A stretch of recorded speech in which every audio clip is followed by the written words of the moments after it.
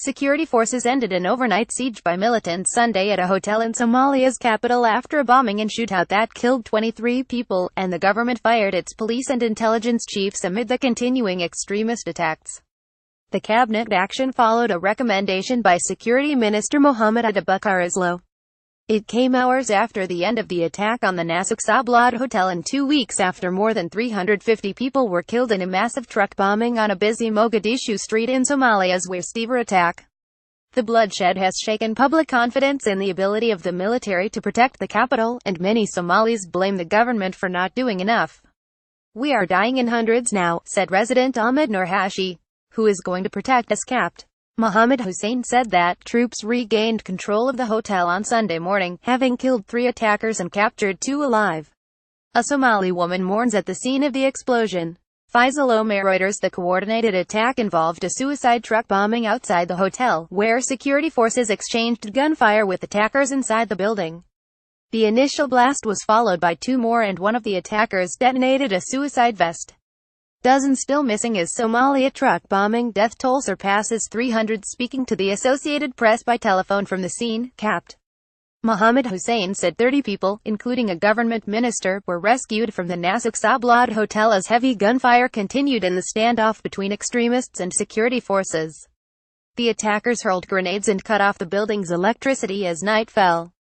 A suicide car bomb exploded outside a popular hotel in Somalia's capital on Saturday. Farah Abdi Warsame. Associated Press. Saturday's blasts came 2 weeks after more than 350 people were killed in a massive truck bombing on a busy Mogadishu street in the country's worst ever attack.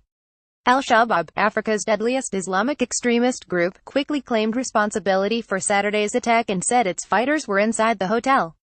Among the dead were a mother and 3 children, including a baby, all shot in the head, Hussein said.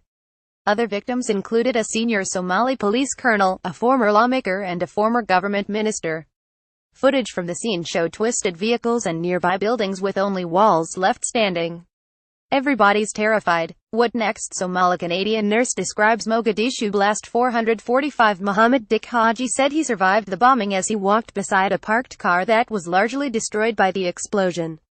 He said he saw at least 3 armed men in military uniforms running toward the hotel after the suicide bombing at its gate. "I think they were Al-Shabaab fighters who were trying to storm the hotel," he said, lying on a hospital bed. He suffered small injuries on his shoulder and skull from flying glass. State of war witnesses in some previous attacks have said Al-Shabaab fighters disguised themselves by wearing military uniforms. Al-Shabaab often targets high-profile areas of Mogadishu. It has not commented on the massive attack 2 weeks ago. Experts have said the death toll was so high that the group hesitated to further anger Somali citizens as it pursues its insurgency. Civilians assist a man, injured from the explosion, at the gate of Al-Shabaab hotel in the Hamarwain district of Mogadishu. Faisal Omer Reuters. Since the blast 2 weeks ago, President Mohammed Abdullahi Mohammed has visited regional countries to seek more support for the fight against the extremist group, vowing a state of war. He also faces the challenge of pulling together regional powers inside his long-fractured country, where the federal government is only now trying to assert itself beyond Mogadishu and other major cities. A 22,000-strong multinational African Union force in Somalia is expected to withdraw its forces and hand over the country's security to the Somali military by the end of 2020. U.S. military officials and others in recent months have expressed concern that Somali forces are not yet ready. The U.S. military also has stepped up military efforts against Al-Shabaab this year in Somalia, carrying out nearly 20 drone strikes, as the global war on extremism moves deeper into the African continent.